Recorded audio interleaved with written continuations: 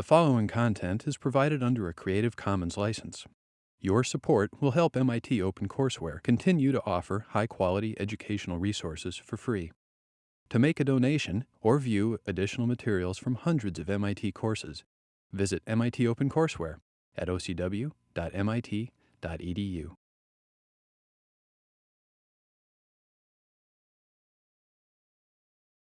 So we're going to continue talking about LTI systems and how to work with them. We're thinking of an LTI model for a channel, something with input xn, output yn. And we've seen that the output can be obtained from the input through this convolution operation, right? So for instance, this was one way to write it. And the shorthand notation here was h star x evaluated at time n. The m here in general goes from minus infinity to plus infinity. Okay? In general, you put a unit sample function at the input. The response can extend from minus infinity to infinity if you've got a non-causal system. If you've got a causal system and you put a unit sample in, then the response starts from 0 and goes on to the future. But it's often useful to be able to represent and analyze non-causal systems. I mean, if you have all the data stored in your computer, then you can look forward and back from the time that you're at, and therefore you can do things that can be looked at as non-causal or analyzed as non-causal. Now, there's one issue that we've kind of swept under the rug, which is you can write nice-looking formulas, but do they mean anything? So we went through a plausible derivation, but if you end up with a summation from minus infinity to infinity, then you've got to ask yourself, when does this make sense? Okay, because you know that adding an infinite number of things can cause problems. So you need conditions for all of this to make sense. For instance, if h was 1 for all time and x was 1 for all time, there's no way this is going to make sense, because it's going to blow up at every value of n. Right? So you clearly need conditions. So what we're looking for is conditions for convolution to be well behaved. And I'm going to give you one important condition. Well, actually, let me give you two.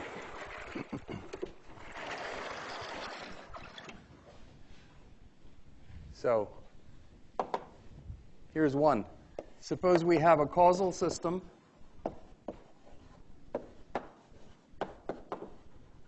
and an input that starts from 0.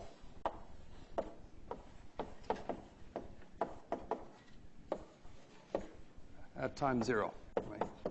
When I say starts at, I mean that for all prior times the input is 0. So we've got an input that is 0 for all negative times, and then at n equals 0, we start to get some action. Okay? So let's see, what happens to this infinite sum in this particular case?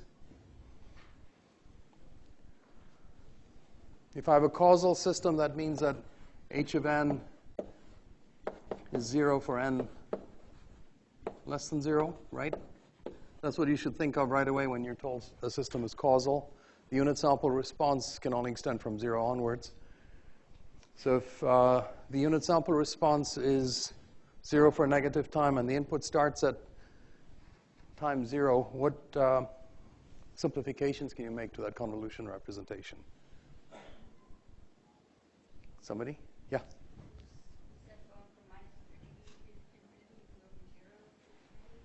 0 to infinity, does it? Okay, so the answer was that instead of starting at minus infinity, you only need to start the summation at m equals 0, because the h of m is going to be 0 for all negative values of m. Right? So you can start that summation at 0. And then where can the summation end? N? Yeah. Because this x here is 0 for negative values of the argument. Negative values of the argument are values of m greater than n, right? So this only needs to extend over a finite region. Well, if you have a finite sum, then you're happy. Nothing's going to blow up. So this is certainly one case where everything works fine. There's another case which I'll describe, which is where your input is bounded. And what we mean by that is that your xn has an absolute value that's less than or equal to some maximum value, some finite maximum value for all time. So no matter what n you pick, you're always within this interval. Okay, so your input is,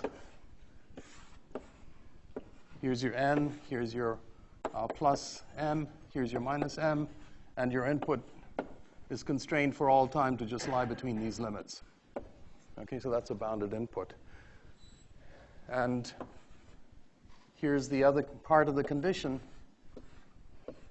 Absolute value of hm summed over all m is finite.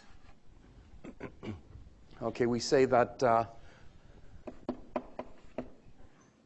that h is absolutely summable.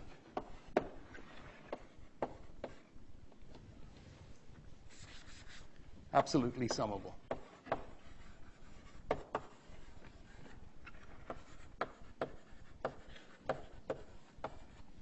Okay.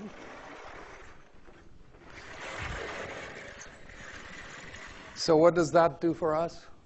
Well, it actually allows us to bound the output. So now it turns out y of n, that's the absolute value of the output.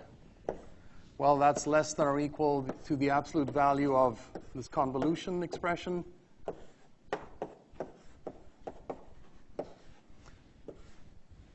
Which is in turn less than, well, it's equal to that, right, isn't it? It's equal to that, but it's less than or equal to this.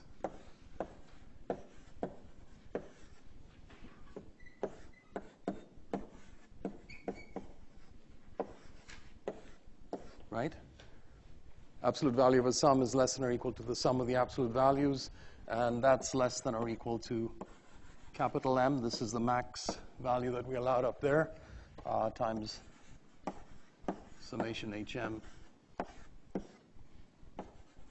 Okay, and so this whole thing is finite. So basically, you can bound the output. You can guarantee that the output is bounded, provided these two conditions are satisfied. So this is actually a very important pair of conditions. It's one that we encounter all the time in practice. And because of this result, we actually refer to an LTI system that satisfies this absolute summability condition.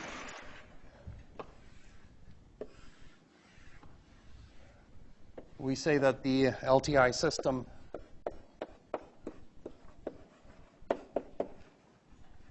is bounded input, bounded output stable.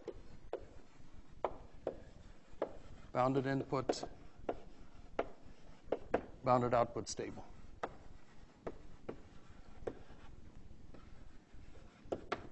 And I've run out of space for my stable there.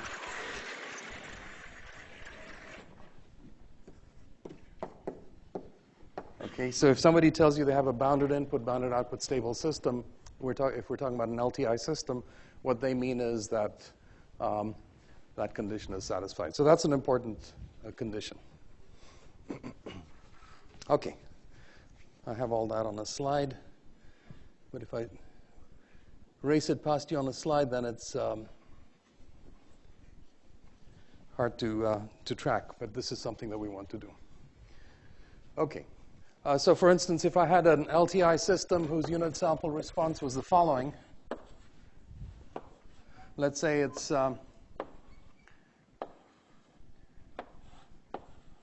zero for all times up to and including time 0, and then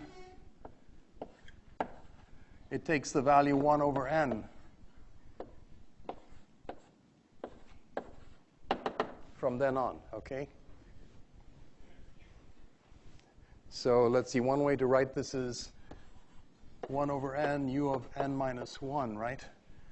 If I tell you that the h of n is this, that automatically takes care of zeroing out everything from 0 backwards and then putting in 1 over n from then on. Okay, so is that a BIBO stable system? Bounded input, bounded output stable? Yes? How many think yes? You'd like to think it's stable because the unit sample response is decaying, but actually it doesn't satisfy the absolute summability condition. The sum of 1 over n from 1 to infinity, it actually blows up, right? It doesn't converge. If it falls off any faster than that, then you're in good shape. But this is actually bad. If you had something that was 1 over n squared, okay, so this is not BIBO stable. But if you had 1 over n squared u of n minus 1, it is BIBO stable. If you had, let's say, 1/3 to the n u of n minus 1, well, we'll say u of n. That's BIBO stable. Okay, so this falls off as 1 over n squared. That's fast enough for the sum to converge. This falls off exponentially fast, or it says a geometric series, right? It's a discrete time exponential, so that's fast enough. So that's also BIBO stable. All right, so this is time domain. We know how to analyze any LTI system with this. You tell me what the unit sample response is, and I can tell you what the output is for any given input. But this would be a nightmare if we had to do design with this, because convolution is not, it's simple enough to implement for a particular case, but it's not a simple operation to think in terms of. The reason is that the output at any one time is obtained by scrambling all the inputs for all time, combining them in this weighted linear fashion. And then if you move to the next time step, you're again scrambling all the inputs, but with the weights shifted a little bit, so you've got to start from scratch again. So it's very hard to know what you can say in general using the time domain. It's not clear at all how you'll do design, for instance, of filters to filter out noise and so on. So this is actually, it's important. It's a full characterization of LTI systems. But if we had to stop there, it's a fair bet that we wouldn't be anywhere near where we are for engineered systems, certainly not in digital communication. So the key thing is actually to start thinking in terms of frequencies. Okay, so we're going to spend the next several lectures looking at the frequency domain. And so what is the frequency domain? Well, we're going to be focusing essentially on sinusoidal inputs and inputs that are related to them. But let me actually just start back with something simpler.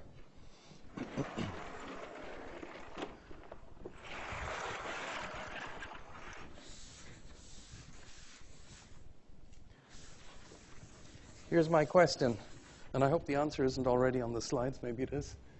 Okay.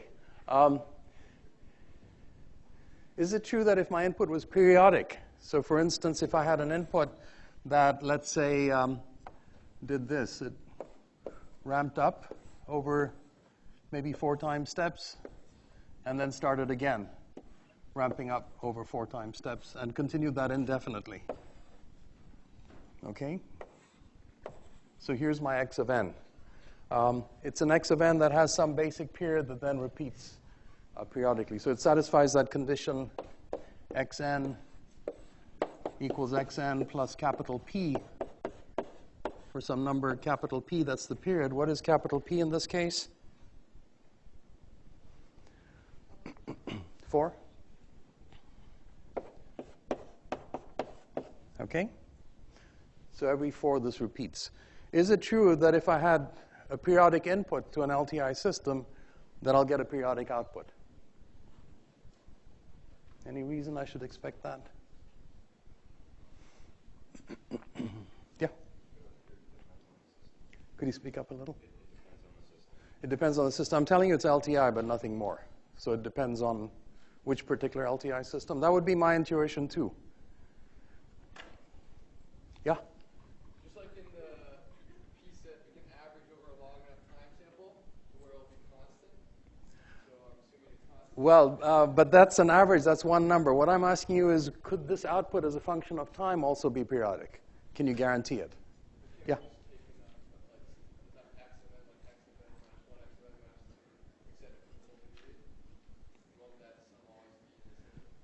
I'm not exactly understanding your prescription. So are you telling me how to prove that yn equals yn plus something for all n? If we choose enough, if we take enough x's, can we make y constant? According to this, well, I raised the convolution expression, but the convolution expression requires us to take x's from minus infinity to plus infinity, right? In general, the output at time n depends on all the inputs, so it's not clear how you can block things off. You had another idea? Because it's time invariant, Okay. Okay, good. This is a time invariant system, right? So if I shifted the input by capital P, the output should also get shifted by capital P. But shifting the input by capital P gives me the same input back again. So the response that I get for that shifted input must be the old response that I had, which tells me that the output also has the property that if I shift it by capital P, I get the same thing again. So this is guaranteed to be period capital P. Now, actually, there's a little twist to that because we usually think of the period as being the smallest interval for which you can repeat. It's conceivable that this output has a smaller interval and therefore that the period is some integer fraction of this capital P. But this is the general idea. So you see that just knowing that the system is LTI, you can already tell a lot about what the response will look like. One of our favorite periodic inputs, well, if I asked you to tell me what your favorite periodic input is, what might it be? Any? Sorry? Constant is good. That's periodic. A little less trivial than constant? Sinusoid, right? So here's the nice thing about sinusoids. It turns out for an LTI system, if I put in a sinusoid, not only is the output periodic with the same period, it's also a sinusoid. So that's an even greater restriction here. You see, in this particular case, I have an input that's periodic. I'm guaranteed the output is periodic with the same period, but the actual shape of the waveform can be all messed up relative to this. It may have no obvious visual relationship to this. But if you have a sinusoidal input, then it turns out that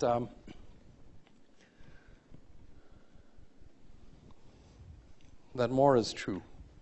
Okay, so it turns out if you put a sinusoid in, what you get out is a sinusoid at the same frequency. What might change is the amplitude of the sinusoid and the phase angle on the sinusoid, but it'll be the same frequency sinusoid that comes out. So that's a fairly dramatic restriction. And that's actually key to frequency domain methods. What it means is we can focus on what an LTI system does one frequency at a time. I'll look to see how it behaves when I excite it with a particular value of this big omega here. That's the frequency. Look at the response. I know the response will be exactly at that frequency. So all I have to capture is how much did this input get scaled by? In other words, how much did the amplitude change by? And how much did the phase get changed by? I just need to know the magnitude and phase transformation of a cosine at each frequency. If I know that, I know everything about the LTI system. And it decouples my design. It allows me to think frequency by frequency when I design with an LTI system. So this is actually a great simplification. One other remark I've made here, by the way, it's certainly the case in continuous time. If I gave you x of t equals cosine, let's say, omega naught t plus theta, this is always periodic, right? This is periodic with period 2 pi over little omega naught. Because anytime I increase t by an integer multiple of this, I'm going to get an integer multiple of 2 pi added into the argument of the cosine, so I'll be back where I started, right? So this is always periodic, but with a discrete time sequence, you actually have to be a little more careful. We can think of some particular discrete time sequence. We refer to the omega in the continuous time case as the angular frequency in radians per second. Here we're thinking of this as angular frequency in radians per sample, for instance, because the thing it multiplies is n. But basically, the units of big omega are angle. Well, it turns out that this may not be strictly periodic in the sense that shifting it by an integer will get you exactly the same waveform. And that's all related to whether this frequency, whether 2 pi over omega, the thing that you would like to compute as a period, is rational or not. Okay, it turns out if 2 pi over big omega is rational, then the period is the numerator of that rational. But otherwise, it's not rational, but you can think of it as being samples taken from some periodic quantity. So there's an underlying time-varying there's an underlying continuous time periodic waveform, and you take samples of it, and depending on the frequency of the underlying sinusoid, the sequence of samples may be exactly periodic, or maybe close to it in the sense that they're samples taken from a periodic signal. In either case, actually, we tend to not fuss about that. We talk about a cosine like this as a sinusoid of frequency omega radians per sample. And we'll talk about the period as being 2 pi over omega, even when it's not strictly periodic. Okay, so 2 pi over omega is our notion of period.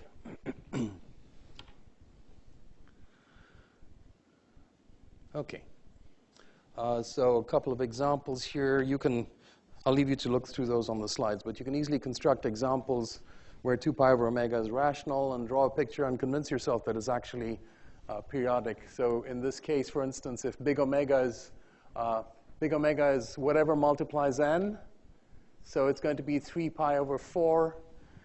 3 pi over 4 is big omega, so now I need to look at 2 pi over omega, and so that's equal to 8 over 3. The numerator of that is what the period is. So if you were to actually sketch this out, you would find that every 8 samples it repeats. Whereas if you look at this example, the thing that multiplies n is 3 over 4. So now the period 2 pi over omega is 2 pi over 3 over 4. So now we're talking about 8 pi over 3. That's not rational. You're not going to get a periodic sequence, but we still refer to 8 pi over 3 as the period of this discrete time signal, okay, just because it comes from sampling an underlying continuous time periodic signal. All right, that's a detail. I just don't want you to trip up on that later on. So here's the basic statement, what I said earlier.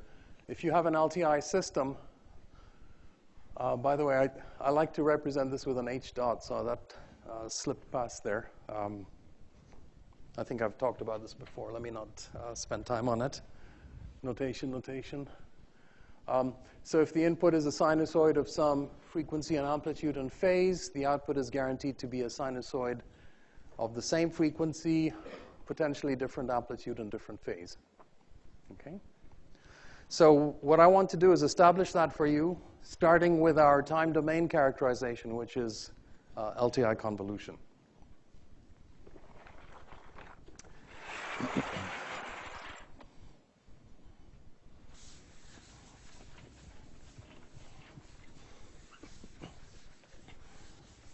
It turns out, actually, sinusoids are not the only things that have this property. In fact, it might be good for me to show you another example, too. So let me give you another example of a waveform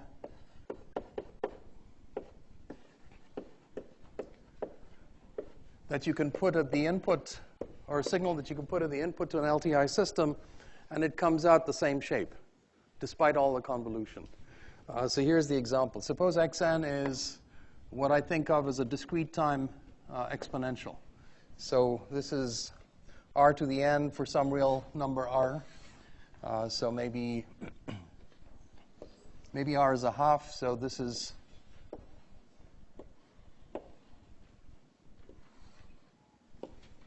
okay, so this is xn.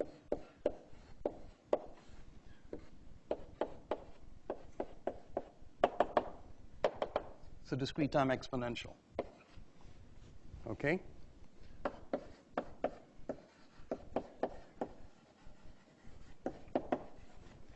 You're used to thinking of that as a geometric series, but when you're talking about signals and systems, you like to think of that as a discrete time exponential. It does have an exponential fall off. What if that goes in to this system? Well, the output is given by this expression always for an LTI system. So let's just plug in what x is. That's summation over all m, hm, r to the n minus m, right? I'm just substituting in this expression for x of n. The n piece of this doesn't depend on the summation index, so I can actually simplify this further. And here's what I have.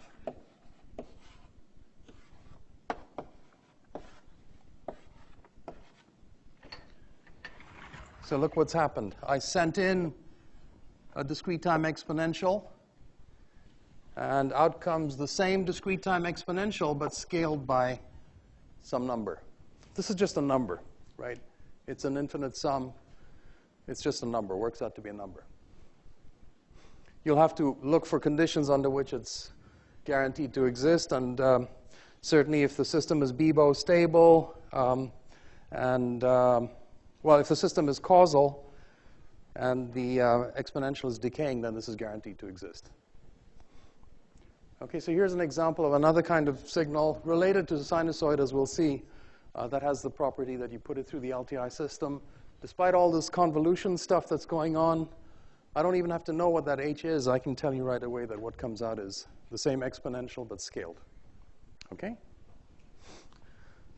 So now we're going to try and establish the property for sinusoids. And the way to do that, the efficient way to do that, is actually to work with exponentials again, except they're not exponentials of the type that I have there. They're complex exponentials.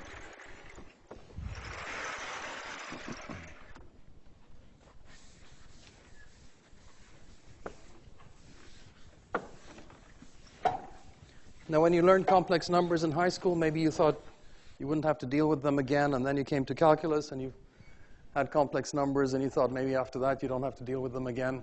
So I'm here to tell you that you're always going to have to deal with complex numbers. So you have to get comfortable with them.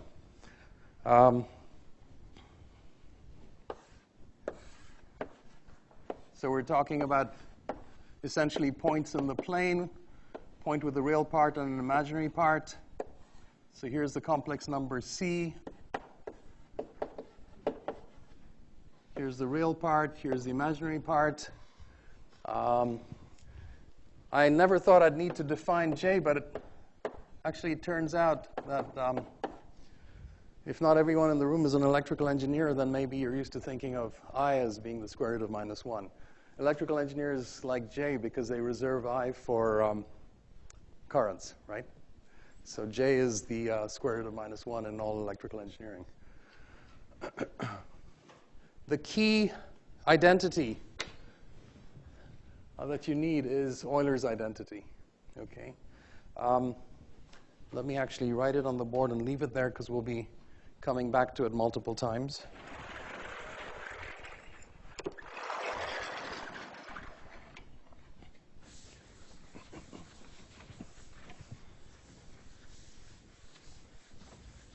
Well, actually, I can have it on this board because it's really the same.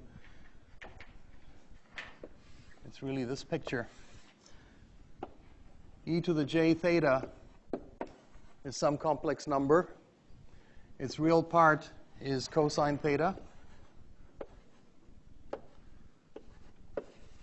And its imaginary part is sine theta. That's all that Euler's identity is saying, right? Here's a complex number. Its real part is cosine theta. Its imaginary part is sine theta.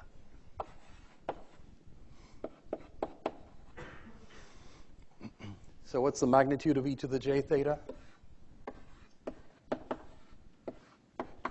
Every complex number has a magnitude. E to the j theta has magnitude what? 1. because it's cosine squared plus sine squared, right? And the angle of e to the j theta,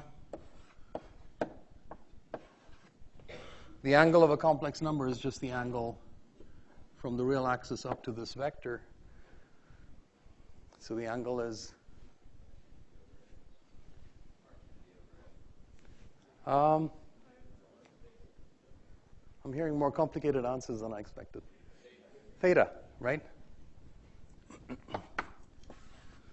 You're right. It's arctan sine theta over cos theta, which is theta, right? All right, so this is Euler's identity, and this is really critical. And if you can remember this, then you can remember all sorts of other identities that might trip you up from time to time. So for instance, let's see.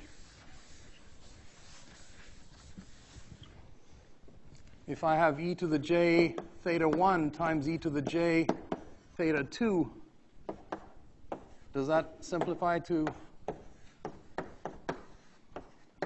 this? That's okay, right? That's just combining the exponents. Well, expand this out using Euler's identity, expand this out using Euler's identity, expand this out using Euler's identity, and you discover, for instance, that cosine theta 1 plus theta 2 equals cosine theta 1, cosine theta 2, minus sine theta 1, sine theta 2. Okay, you know all these identities, but if you're ever pressed to derive them, the place to start is Euler's identity.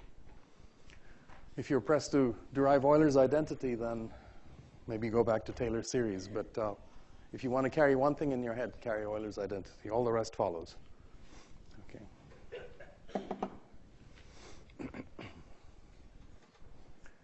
All right.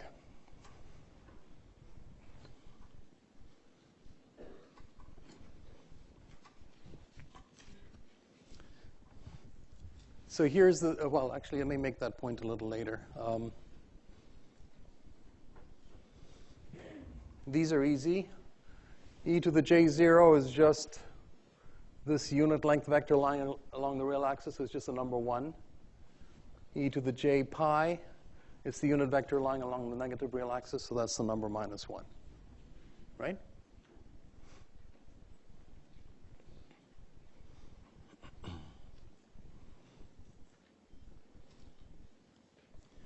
So here's how we use complex exponentials to prove the result that I claimed earlier, namely that sinusoids in gives you sinusoids out. Sinusoid of a given frequency in gives you a sinusoid of the same frequency out. What we're going to do is actually combine sines and cosines into one calculation. This may look a little funny because now we're suddenly putting a complex input into this LTI system. But if you think about the math that we did for LTI, it didn't really care whether we were feeding in real numbers or complex numbers. So we could have a signal that has a real part and a complex part at each time. Convolution would work exactly the same way. We arrived at convolution through linearity and time invariance arguments, and all those work for complex signals. So we could actually be putting in a signal of this type and seeing what comes out. All right, well, this is very close to the calculation we did earlier with a real exponential. The only difference now is it's a complex exponential. But here's the computation. All right, we start, as always, with the time domain representation. That's convolution. Substitute in for x of n minus m. X of n is this signal here. I should have labeled it as x of n. So just stick x of n minus m here. And then you discover that there's a part of this that doesn't depend on the summation index, so you pull that out. So you're left with this summation inside and this piece out. So look what's happened. You've put in a complex exponential, and out comes the same complex exponential scaled by something. What is this complex exponential? Well, its real part is a cosine signal, and the imaginary part is a sine signal. All right? So this object is something that we'll encounter and use a lot. It's referred to as the frequency response of the system. You've heard the term used undoubtedly in other settings, but here's the definition. It's a function only of big omega, because once you've summed over m, little m, everything else has gone away. So it only depends on big omega. And here's what it is. It's the summation over all values of m, h of m, e to the minus j omega m. All right, that's the frequency response.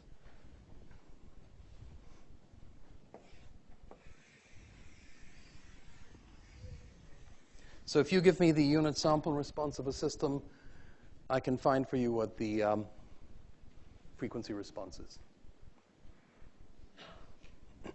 So let's actually do an example. Maybe, let's see, let's take an averaging filter that you've looked at.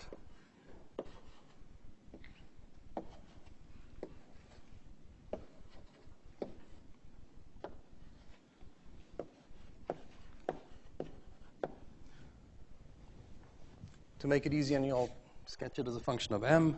Doesn't matter what that's called. So here's 1/3, 1/3, 1/3. Okay, we've come to recognize this as the unit sample response of a 3-point averaging filter. It's a causal 3-point averaging. Okay. So what's the frequency response of this system? Well, it's h of big omega, and then I just follow this prescription. So the only values of h that are non-zero are for m equals 0, 1, and 2. So it's going to be 1/3 1 plus e to the minus j omega plus e to the minus j2 omega. And I'm done. Right? Now, to actually get a feel for this, what you'll want to do is write it in different forms. For instance, a very useful way to write this is in terms of the magnitude and the angle. So here's a way to represent any complex number. This is a complex number, right? I can write it as magnitude times e to the j angle.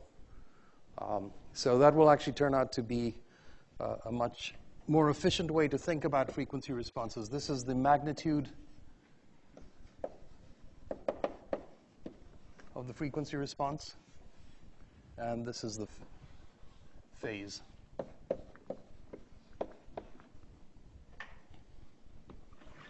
All right?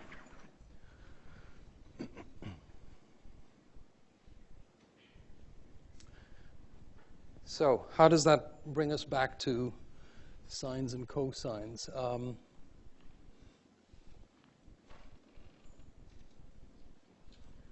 Let me actually go a little bit out of order here, and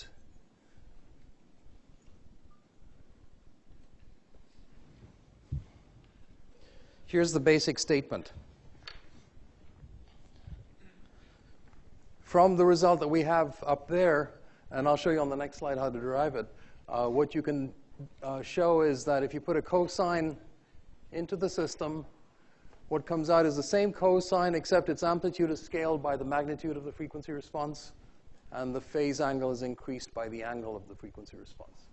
Okay, so this is really, if you know this as a function of frequency, if you know the magnitude and phase angle of the frequency response as a function of frequency, you can describe the response of the system to any cosine input.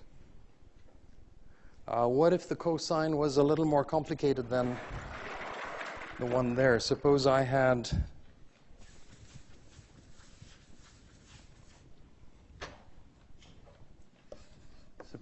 cosine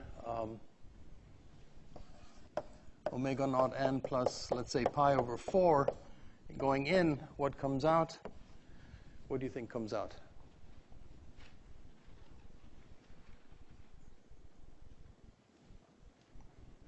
Anyone? I showed you a particular case here. How much new work would you have to do if it was actually a slightly shifted cosine? Take a guess. Yeah?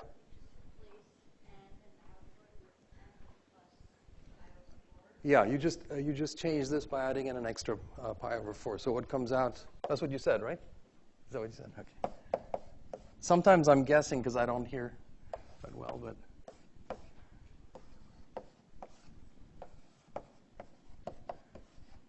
So here's plus the angle, and then plus the additional pi over 4. And this actually will follow just from time invariance of the system. So you can actually, so this is actually pretty general.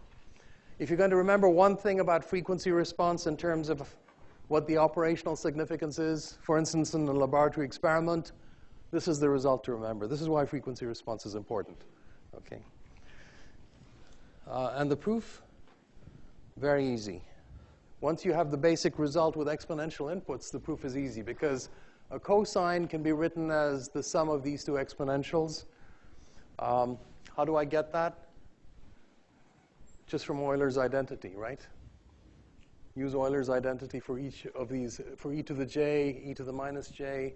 When you add Euler's for this and Euler's for this, the sine terms cancel out. So you get 2 cosine in the numerator and you divide by 2. So if you're stuck for a derivation of a result like this, go back to Euler's. So cosine can be written this way. So when I feed a cosine big omega naught n at the input, what I'm actually feeding in is a linear combination of 2 exponentials. But I know how to write the response to an exponential. If this exponential, this sum of exponential goes in, what comes out is the corresponding sum of responses. So it will be this exponential times the half there, scaled by the frequency response. Okay, that's what frequency response does to an exponential. And this exponential comes out the same, but scaled by the frequency response, evaluated at the frequency of that exponential. Okay, so maybe you're having trouble visualizing the result that I'm invoking, but it's the one that we just proved. If you have e to the j omega n going in, let's say at some particular frequency omega naught, to a system with frequency response h of omega, what comes out is the same exponential that went in, scaled by the frequency response evaluated at the frequency that we're talking about, omega naught. Okay? So when I label the system with the frequency response, this is a general omega.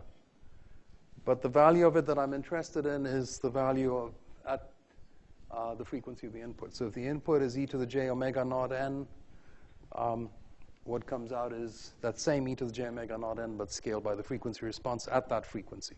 So that's what I'm invoking here. Okay? Invoking it twice. Well, this is just the real part of this quantity because it's a complex number and it's complex conjugate, and so on. So you put it all together and you actually very directly have this result. So we're using complex inputs as just a trick for getting the results that we'd really like to get for real inputs. If you didn't want to do that, you could actually just put in the cosine omega naught n and crank it all the way through and you would get it. So you could say yn equals summation over all m, h of m. Then we have x of n minus m here, right? So it's going to be cosine omega naught n minus m going in. And now use appropriate algebraic identities, and you'll get the same result. So we didn't have to use complex exponential inputs to get the result. It's just a convenient way of getting it. Okay, again, if you're going to carry one result in your head, in the complex case, this is the one to carry. Right? It's very simple. It says complex exponential in, you get the same exponential out. Okay. So let's play a little more with this particular filter. Since we see that magnitude and angle are so important,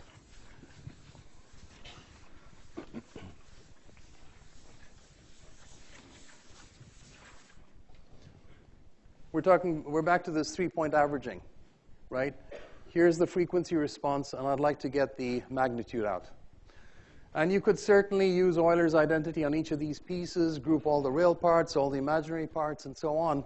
It ends up actually being a bit of a mess to try and write down cleanly. So let me just show you a trick that works for this kind of thing. And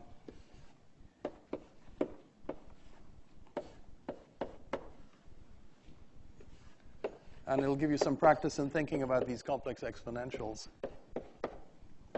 Do you agree that I've just rewritten the same thing as I had above? Right? Okay. Does this simplify?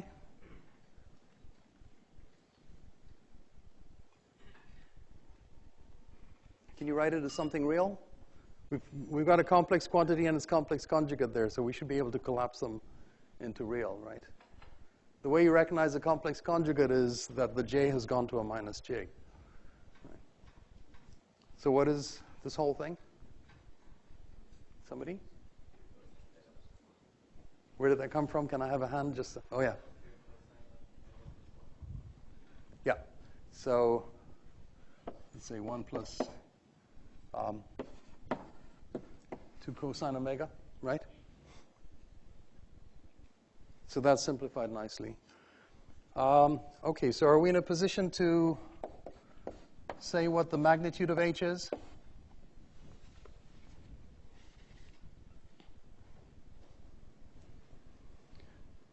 I've got an h that is represented as the product of this.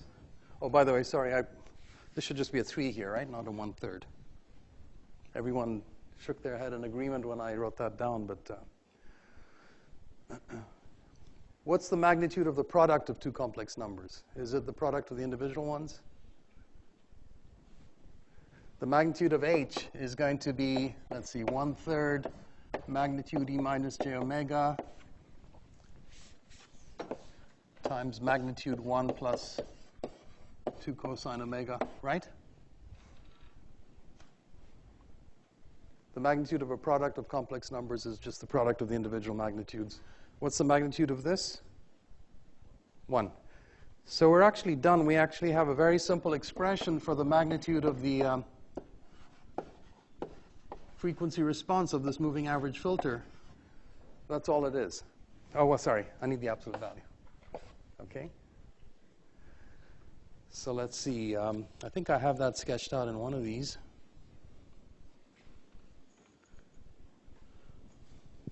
I actually have 3 moving average filters drawn out here. The one that I've just worked out is this case. This is the 3-point moving average filter, height of 1/3 for each of these, at 0, 1, and 2, and everything else is 0. Here is the frequency response magnitude.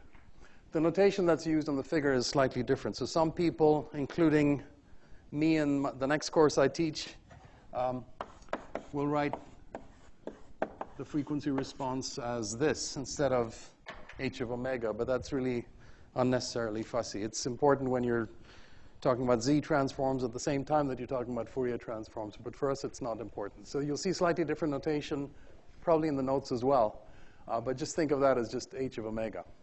Okay, so here's the filter we were talking about. Here supposedly is the frequency response magnitude. What we should be seeing is the magnitude of this quantity. And let me see if you believe it. So what we have is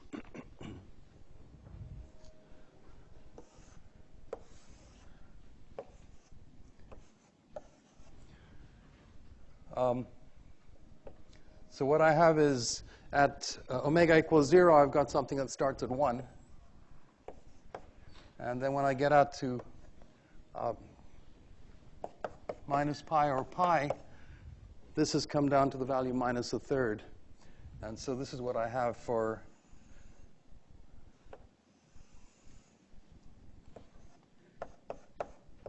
this is the quantity within the absolute sign, right, before I take an absolute value. And when I take the absolute value, this flips over. And that's really what you're looking at. You're looking at frequency response magnitude, which is this. Okay? And you've got to figure out the phase accordingly, and that I'll leave you to do in recitation. But I want to ask you one last thing. Why do I not bother to plot the frequency response beyond minus pi to pi?